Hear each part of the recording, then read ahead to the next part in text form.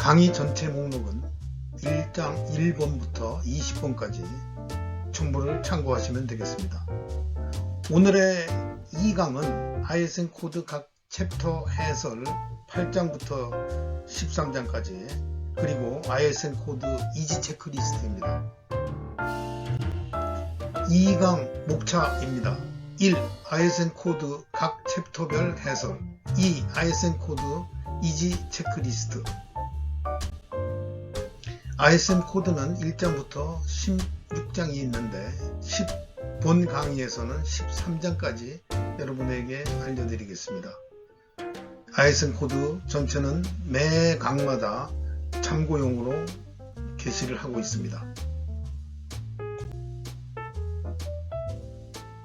9장 부적합사항 및 사고 위험사항에 대한 보고 및 분석 9.1 부적합사항, 사고 및 위험사항 보고 및 분석에 대한 절차를 회사는 수립을 해야 합니다.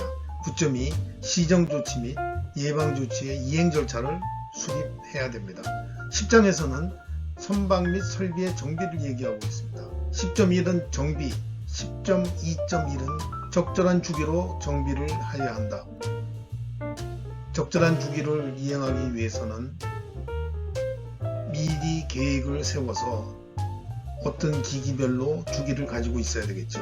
10.2.2 부적합사항의 보고 10.2.3 적절한 시정조치를 이행하여야 합니다. 10.2.4 앞에 말한 10.1부터 10.2.3까지의 상기 기록의 유지 의무가 있습니다.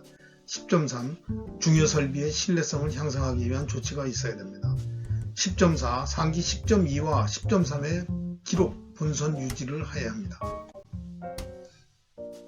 앞에 얘기한 9장 부적합사항에 대해서 보충 설명을 하겠습니다. 1. 선상의 부적합의 종류 선상뿐이 아니고 회사에도 해당되겠죠. 1. 시스템 활동 부적합사항 2. PSC 검사 부적합사항 3. 내외부 심사 및 성급 검사 부적합사항 부적합사항은 ISN 코드 1.1.9에 정의가 나와 있으니 참고하시기 바랍니다. 2번 부적합사항의 시스템적 분류 1번 중부적합사항 중부적합사항 1.1.10 ISN 코드의 중부적합사항의 정의가 나와 있습니다. 경부적합사항 관찰사항으로 나눠질 수가 있습니다. 3. 중부적사항의 정의 인명이나 선박의 안전 또는 환경의 중대 위험을 야기할 수 있는 것으로 즉각적인 시정조치가 요구되는 사항입니다. 5번 부적합사항의 원인 분석 방법 인적 요소, 물리적 요소, 환경적 요소로 구분하여 분석하는 것이 좋습니다. 가끔 PSC들이 중부적사항의 정의를 절차서에서 찾아보라고 얘기를 하는 경우가 있습니다. 따라서 선상 해기사들은 승선 해기사들은 보통 준비해 주시기를 바랍니다. 부적합사항의 처리 절차는 부적합 보고서 작성 후 원인 분석과 시정 조치를 이행합니다. 끝나면은 회사에 보고하고 회사에서는 본선에서 온 보고서를 검증을 합니다. 검증해 가지고 완결이 됐다고 생각을 하면은 검증 후 본선에 회신을 합니다. 당연히 검증이 끝나고 종결이 됐다고 표시를 하겠죠. 본선에서 회신을 받아 종결 처리를 하시면 됩니다. 부적합사항의 처리 절차 이 5가지는 일본 PhD들이 가끔 물어보는 질문입니다. 보고서 작성부터 순서로 대답하시면 됩니다. 10장 선박 및 설비의 정비 보충 해설을 하겠습니다. 중대장비란 중대장비는 영문으로 크리티컬 이퀴프먼트입니다. 중대장비의 정의 운행 중 갑자기 기능이 정지하면 위험한 상황에 처할 수 있는 설비 또는 기술 시스템을 말합니다. Sudden operation failure of critical equipment may result in hazardous situation. 이것도 PSC가 자주 질문하는 내용입니다. 영문 답변을 미리 준비하시면 됩니다. 보통 PAC가 영어로 물어보고 있죠. What is critical equipment? critical equipment 하면은 이런 경우에는 정의에 대해서 말씀하시면 됩니다. 그러면 sudden operation failure of critical equipment may result in hazardous situation. 이것이 정의이고, what kind of critical equipment on board in that department 하면 가판부에서는 레이더, 자이로, 스티어링 기어, 윈드러스 이렇게 대답을 하시면 됩니다. 또 한 발 더 나가서 PAC가 절차서 어디에 써있냐 그러면 그것을 피시면 되겠습니다. 11장 문서화입니다. 11.1 시스템 문서 절차서, 11.2.1 유효한 문서가 본선에 있어야 되며 쉽게 접할 수 있어야 됩니다. 예를 들어서 선장, 기관장 침실 안에 절차서를 열쇠를 채워 놓는다 그러면은 이거는 부적합 사항이 되겠습니다. 11.2.2 개정문서의 승인, 개정문서가 가판부 거와 기관부 거와 날짜가 틀린다 그러면은 이것도 문제가 있겠죠. 11.2.3 효력 상실의 9번 오래된 절차서를 본선에서 비치하고 있는지, 6개월 전에 전회 절차서가 6개월 전에 완전 개정이 돼서 완전 바뀐 절차서가 본선에 있는데 PS 검사나 외부 심사 시 심사원 또는 검사원이 새 문서와 헌 문서를 두 가지를 가지고 있으면 11.2.3 여기에 해당이 됩니다. 12장 12.2 회사의 위임을 받아 업무를 수행하는 조직이 주기적 검증. 예를 들어서 관리자가 ISM 업무를 한다든가 이런 경우에 선주와 관리자 사이에 또 검증하는 그런 절차가 필요합니다. 회사 선박의 내부심사 주기는 12개월이고 3개월 이내에 연장이 가능합니다. SMS의 효과성, 주기적 평가 및 관련자의 통보. SMS의 효과성을 주기적으로 평가하고 관련자에게 통보해야 됩니다. 이 내용은 경영청 검토와 똑같은 내용입니다. 13장 주관청 또는 주관청이 인정한 당사국에서 증서를 발행을 하고 증서 발행기간은 발행의 유효기간은 만기는 5년짜리 DOC, SMC 똑같습니다. DOC 취소 시 소속 선박의 모든 SMC가 취소되는 것 상당히 중요한 내용입니다. 12장 회사의 검증, 검토 및 평가. 경영검토, 내부심사, 선장검토는 시스템 개선의 툴이라고 얘기를 합니다. 제일 먼저 내부심사. 내부심사는 목적이 뭐냐? 선상 시스템 활동의 검증으로 최소 1년, 적어도 1년에 한 번씩은 해야 됩니다. 선장검토는 무엇이냐? 작년의 이행 결과를 경영검토의 자료로서 제공하기 위하여 검토가 필요합니다.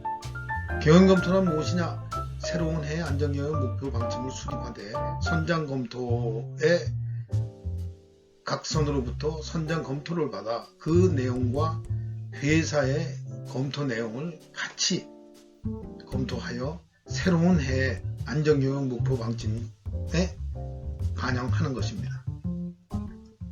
회사는 보통 12월 말까지 각선의 선장검토 보고를 지시하고 전부 회소 검토하여 새해 3월 전까지 회사의 목표 방침을 수립하여 각선에 알립니다. 회사가 상당히 크고 인원이 적은 회사 같은 경우에는 4월, 5월까지 늘어지는 경우도 있습니다. 보충 내용입니다. 선장검토 사항의 필수 요소.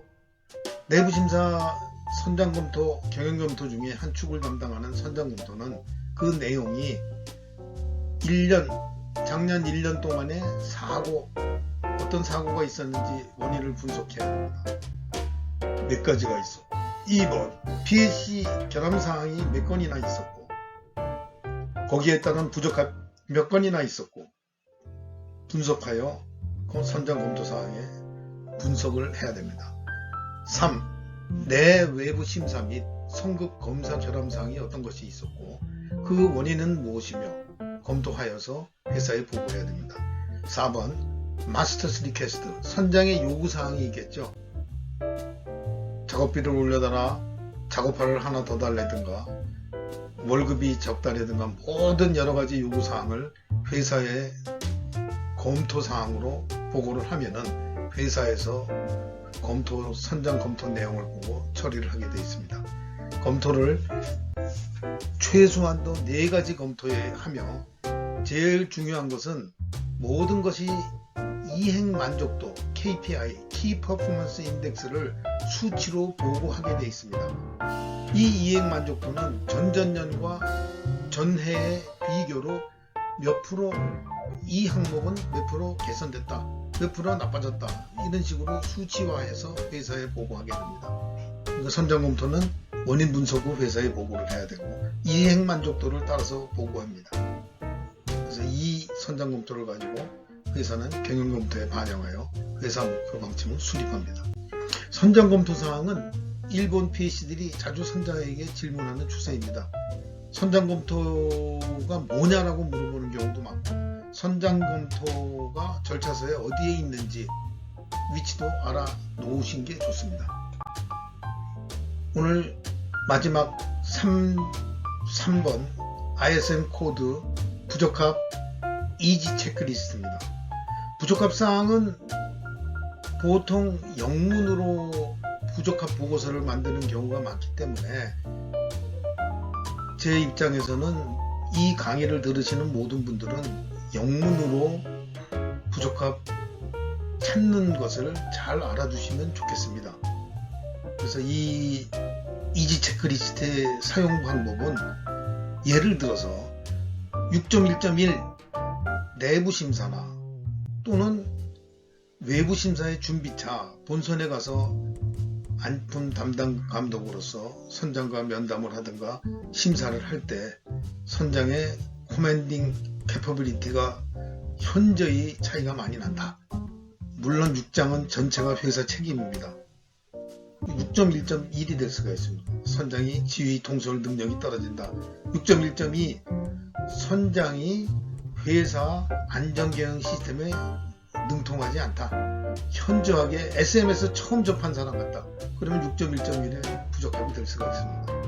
6.1.2, 6.1.3 회사가 선장을 지원하였다는 그러한 확실한 증거가 없는 경우 6.1.3이 될 수가 있습니다. 예를 들어서 PAC 검사 시 어떤 물자가 없었을 경우, 중요한 것인데도 불구하고 본선에 청구서는 있으나 회사가 아무 이유 없이 청구서에 대한 반응을 하지 않았을 때 구체적인 확실한 증거가 있으면 부적합이 될 수가 있습니다. 6.2.2 본선의 안전운행을 위해서 적절한 인원들이 배치돼야 되는데 그러한 부분들이 선원이 배승이 모자란다든가 이런 경우에 다 부적합이 되겠습니다.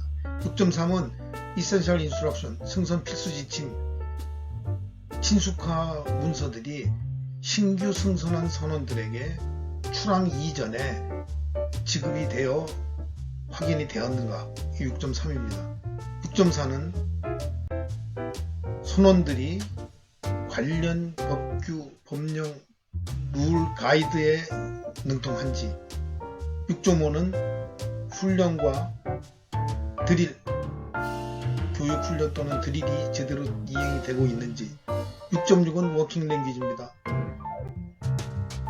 일본에서 배를 도입해 왔는데 심사를 하러 올라갔더니 기관실이나 브릿지에 있는 모든 계기판에 문자들이 일본말로 돼 있는데 선장이나 기관장이나 선원들이 일본말을 전혀 모르더라. 그러면은 6.6입니다.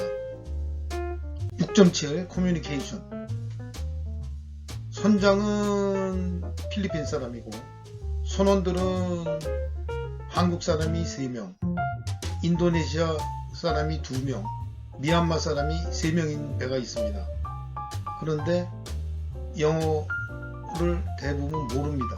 거꾸로 한국 선장 밑에 필리핀, 미얀마, 인도네시아 선원이 있는 배들이 꽤 많습니다.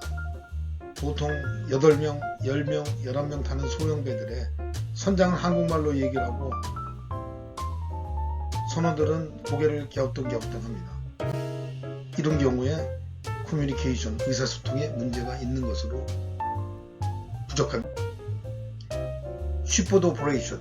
쉬포드 오퍼레이션은 PAC 검사나 내부 외부 심사 때 상당히 지적이 많이 되는 것입니다. 입출항 절차라든가 모든 절차서 체크리스트가 본선에 상당히 많은 분량들이 있습니다. 항해도서 관리, 해도 관리, 해도 소개정, 모든 항행에 필요한 문서들이 7장에 집중되어 있습니다.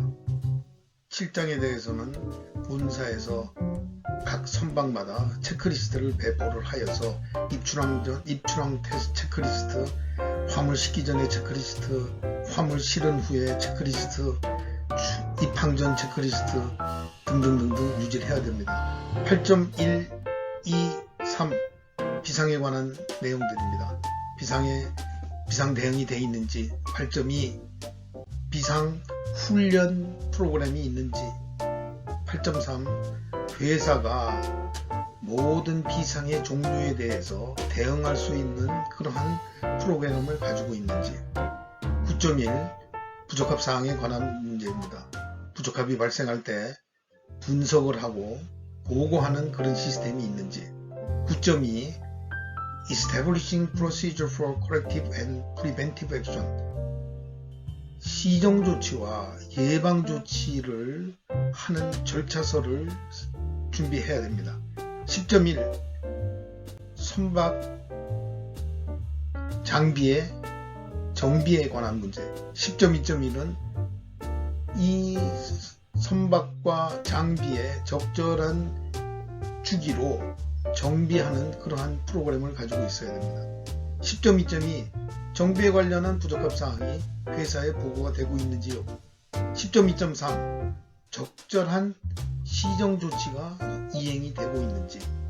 10.2.4 상기의 기록물들이 잘 유지가 되고 있는지. 10.3 중요 장비, 중대 장비의 신뢰성을 향상시키는 그러한 프로그램이 본선에 존재하는지. 10.4 상기 10.2, 10.3이 본선에 잘 유지되고 있는지. 11.1 문서화에 관한 겁니다. 그래서 문서화 관련 절차서가 있는지. 11.2.1 유효한 문서가 쉽게 접근할 수 있게 되어 있는지. 11.2.2 개정에 대한 승인이 이루어졌는지. 문서가 갑판부, 기관부 문서를 대조했더니 개정 기록이 서로 상이하다. 문제가 있겠죠. 부적합 사항입니다. 11.2.3 Obsolete Document 효력을 상실한 문서가 아주 오래된 절차서도 있고 중간 절차서도 있고 최신 것도 있고 여러 가지가 발견이 됐을 경우 11.2.3의 부적합입니다. 12.1 Internal Audit within 12 months 1년 내에 내부 심사를 시행했는지. 12.2 주기적으로 검증을 하는데 누가 검증하느냐, 누가 검증을 받느냐. ISM을 손주가 직접 하는 경우도 있지만 위임을 시켜서 위임받는 자가 ISM을 이행할 때 손주가 확인을 할 수 있는, 검증할 수 있는 그러한 절차가 필요합니다. 13장 Certificate and Periodical Verification 증서와 주기적 검증입니다. 오늘 강의는 이것으로 마치겠습니다. 여러분의 구독과 좋아요, 알람 설정은 좋은 콘텐츠 제작에 큰 힘이 됩니다. 오늘 강의 들으시느라고 수고 많으셨습니다. 다음 3강에서 뵙겠습니다. 수고하셨습니다.